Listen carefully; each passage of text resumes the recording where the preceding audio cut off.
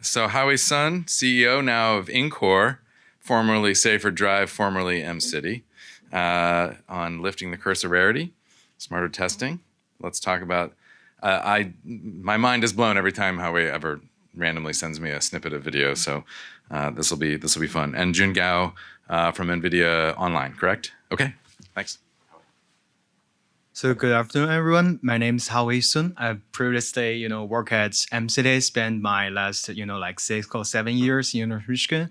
So it's great to come back here and talk about our newest research and open source and progress about how we can advance lifting the curse of rarity, smarter testing for safer AVs. So this is a joint collaboration work with Dr. Jun Gao from NVIDIA. So Jun, are you online? Yes.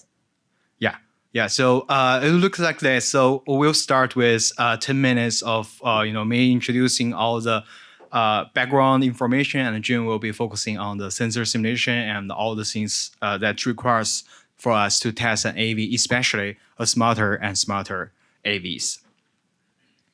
All right. So the topic here, it looks like it's TerraSim. This is our open source simulation platform, and it's designed to be a generative AI-driven city-scale digital twin for virtual testing and benchmarking for physical AI agents. So when I say physical AI agents, it includes a couple of different things. The most intuitive one is autonomous vehicles, but that can also include, the robots and even the city itself. So from what I define, like everything that has a perception in the real world and have action that can cause consequence in the real world can be defined as a physical AI agent. So we'll see a couple of different applications in the following demonstration. All right, but let's get started with the autonomous vehicle itself. So autonomous vehicle industry is facing a trend, two different trends. The first one is a large-scale multi-city deployment. So I'm having the same slides last year, and it doesn't look that intuitive. But as this year, we see that Waymo has been rapidly expanding its coverage in different cities in the United States, in Europe, like London, in Japan, like Tokyo. So it's no longer a science fiction, like autonomous vehicle is really here. But when we talk about multi-city deployment, we're talking about different map, different infrastructure, and different regulations, and different corner cases that could happen city by city, time by time. Another thing is about autonomous vehicle itself is going to more and more end-to-end and AI-centric. Originally, we have different modules that have perception, planning, localization, control. Now it's kind of like huge neural networks that just takes everything input and output. So this is what we are currently seeing as a trend for the validation approach. The commercial AV deployment right now need more and more scalable and diverse deployment and security checks before they got hit on the real world. However, we have two different approaches. The first one is the most intuitive one is road testing. The road testing, everyone knows, is expensive and slow. It incorporates real-world operators, safe drivers, and it took so much time for us to get enough safety evidence. And AI is evolving so fast that the evidence you got like 2 months ago might not really apply to the newest version of AI system.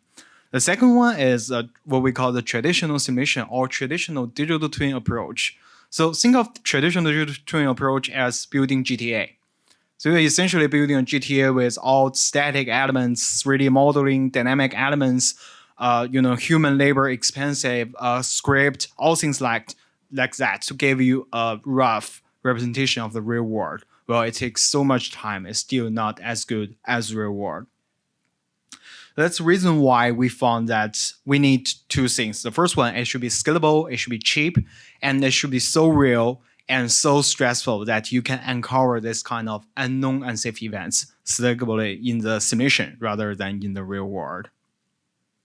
So here is what our objective looks like, and we'll dive into our first demo video.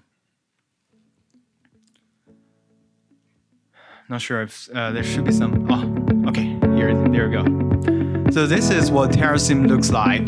Given a specific location in the real world, the geolocation, TerraSim will automatically fetch the real world, the street view, fetch the HD map, fetch the pedestrians, vehicles, all the different complex interactions in the real world, and convert that into a photorealistic rendering for autonomous vehicles.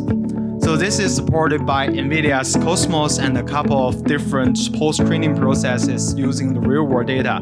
But this is all the video you see here is rendered. It never happens in the real world.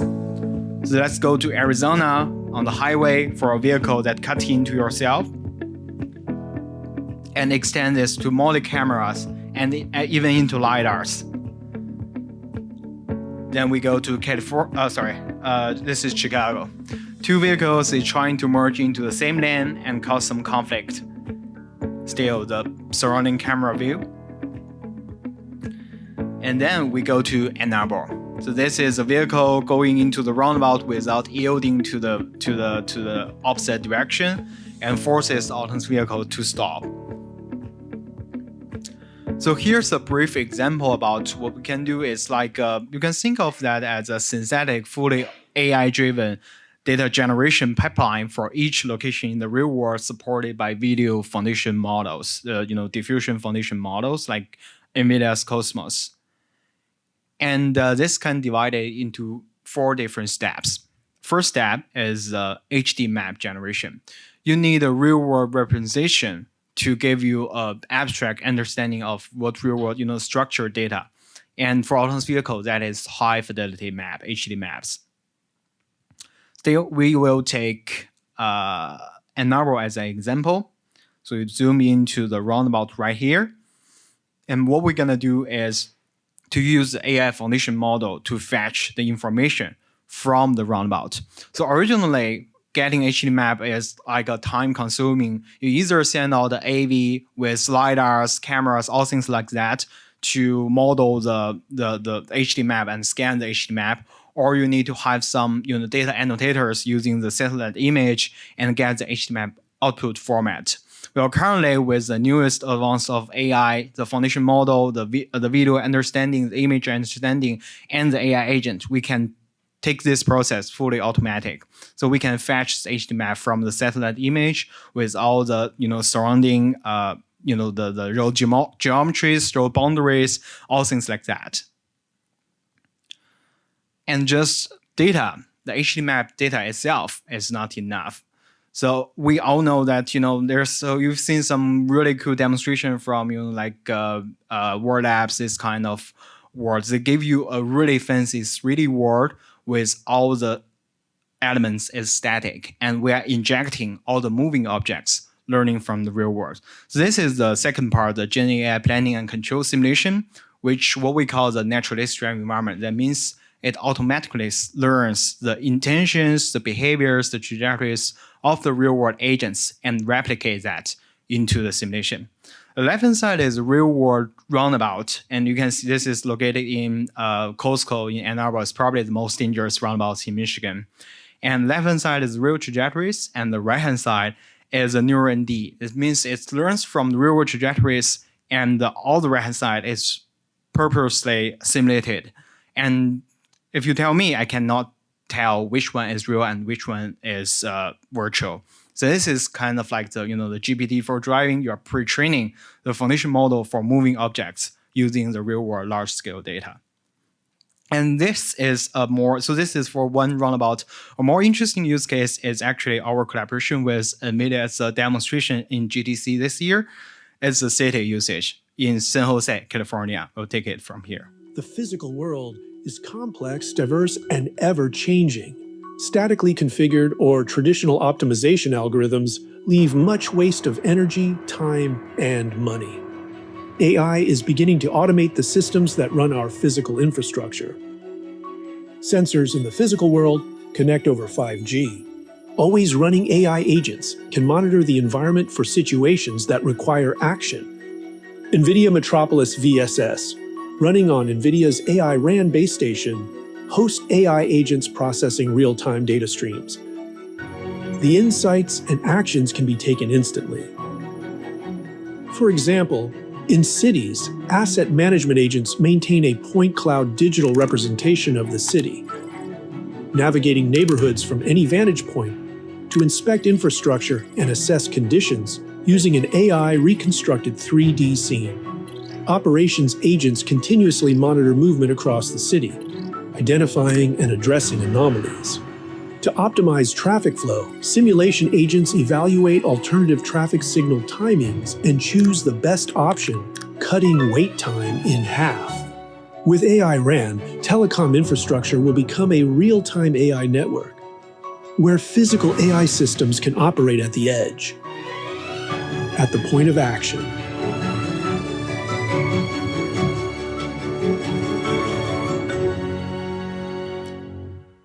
So you might notice terracing inside. So we are essentially using the same technique in AV space, predicting the future of all the moving objects to help the city reduce the traffic signal delay and the overall traffic, improve the overall traffic efficiency. So the next part, I'll leave it. Jun, are you there? Yes.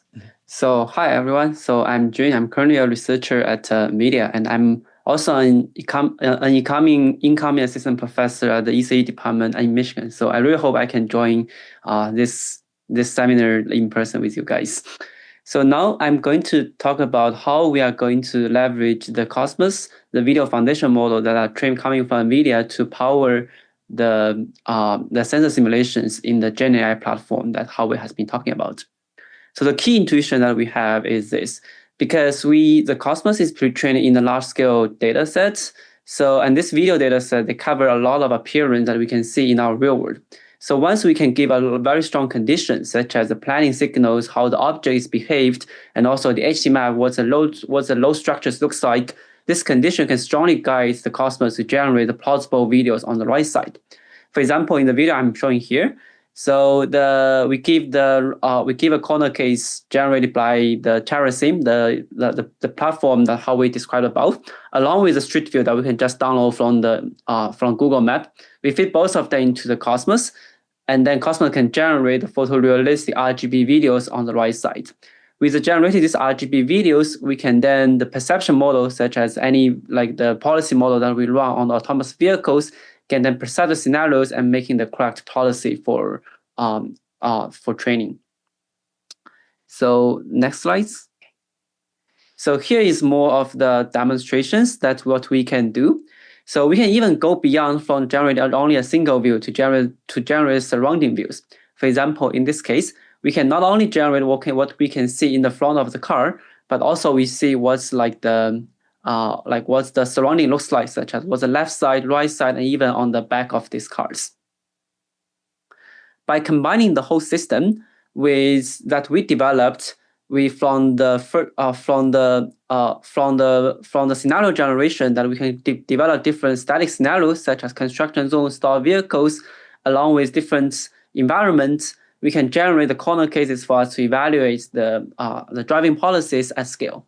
For example, in this case, they are all in the same roundabout, the same load structure, and also the same behaviors coming from the Eagle car and also the third cars.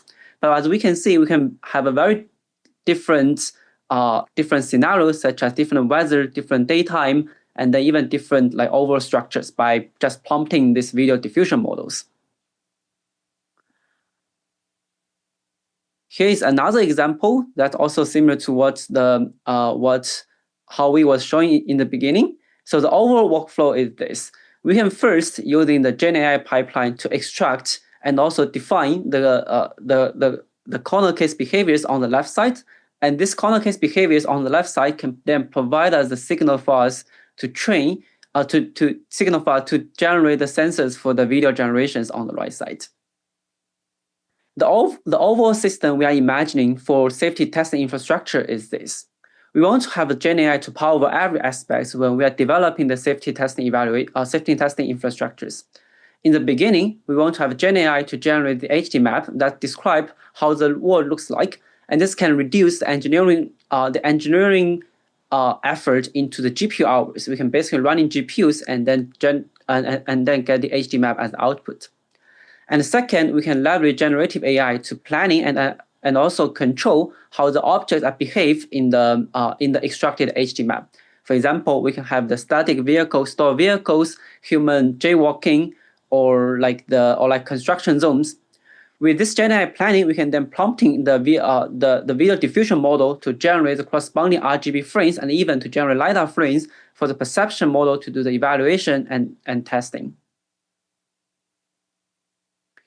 Here is the examples that we can see from the beginning. Basically, we can transfer from like the Arizona into San Diego and even to Chicago. The key difference that we want to emphasize is by having all the pipeline we have, we can automatically to generate all of the corner cases just by prompting the video model and also the Gen AI model in the beginning. And we can generate not just the front view, but also the surrounding views that can the autonomous vehicle can see what's surrounding the cars. Here is another demo that Mcity is partnering with Parallel Domain to generate 3D Gaussian reconstructions of the Mcity. So in this case, with TerraSim, we can automatically generate the behaviors of each vehicles, such as the store vehicles, the traffic light, etc. And then with the reconstructed 3D GS, the 3D environment, we can then place the cars on the road and then generate the final RGB videos. As we can see here, even the traffic light and also the light of the cars can also be observed and also be controlled. And everything here is a digital world, it's not a real world. With all of this, the TerraSim world paper and also the code has already been published, and everyone is welcome to try and test our models and give us more feedback. And that's it. Thank you. I'm happy to take questions. Yeah, thank you, Jun. I'd like to mention with collaboration with Parallel Domain, the video quality is compressed a little bit. I promise you, in the real world, it looks much better than what we show on the demonstration today. So yeah, we'd love to take any questions. So we would love to see all the use cases from, aside from the cities, from the autonomous vehicles, from the robots, all things like that. So yeah, any questions?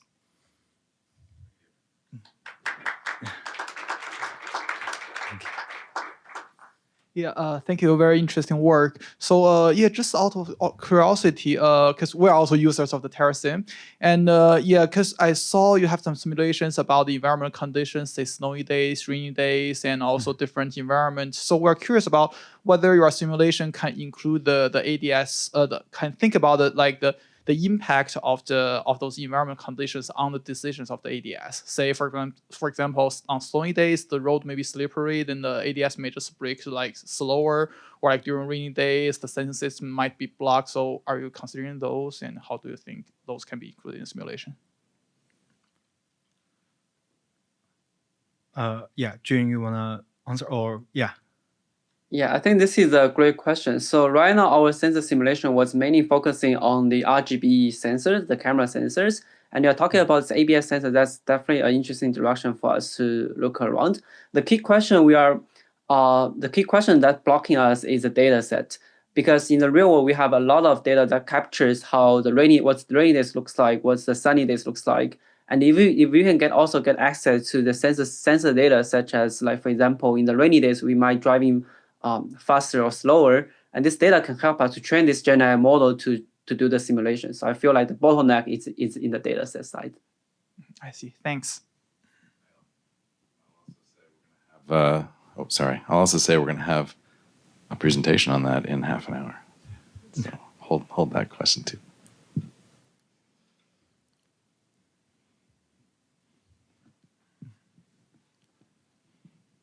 All right, no shyness. This is a participatory member event. Maybe they're all downloading TerraSim and installing it right now. Yeah.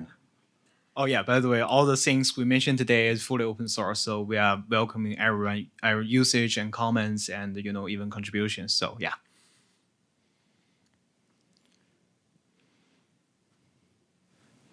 All right. Thank you. Thank you both. Right in Excellent. time. Yeah, perfect.